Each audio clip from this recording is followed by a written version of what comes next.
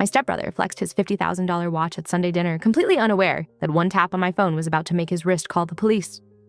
It all started at the dining room table. My stepbrother Liam sat down and immediately rested his left arm on the table, angling his wrist so the gold watch face caught the chandelier light.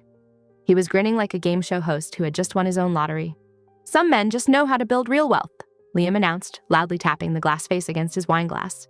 He looked across the table at me, smirking. "You know, Leo, maybe if you stopped working middle management and took a few risks, you could afford something nice on your wrist too." Beside him sat his mother Brenda, clutching her napkin and nodding along like a bobblehead on a bumpy dirt road. "Oh, don't be so harsh, Liam," she purred, though her eyes were gleaming with smug pride.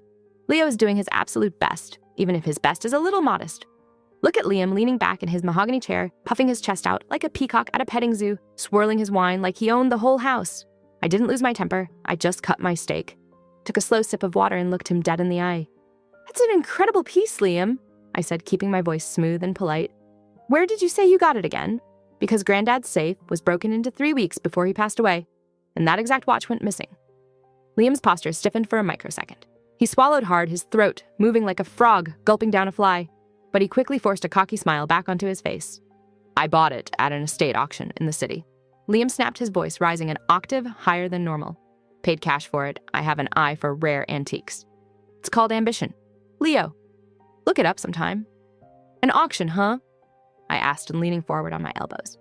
"Did the auctioneer happen to mention the serial number engraved under the clasp, or the small scratch on the back lug from when Granddad dropped it in 1998?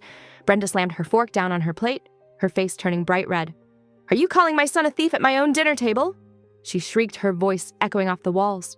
"He earned that watch. You're just jealous because your grandfather didn't leave you anything in his will."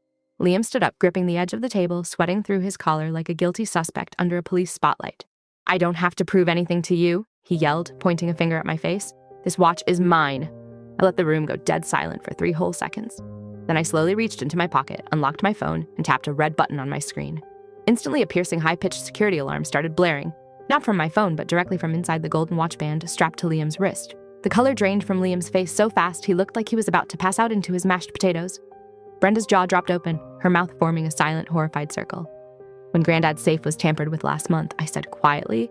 Standing up from my chair, we filed a federal police report and installed a micro GPS chip inside the casing. The officers are sitting in the driveway right now.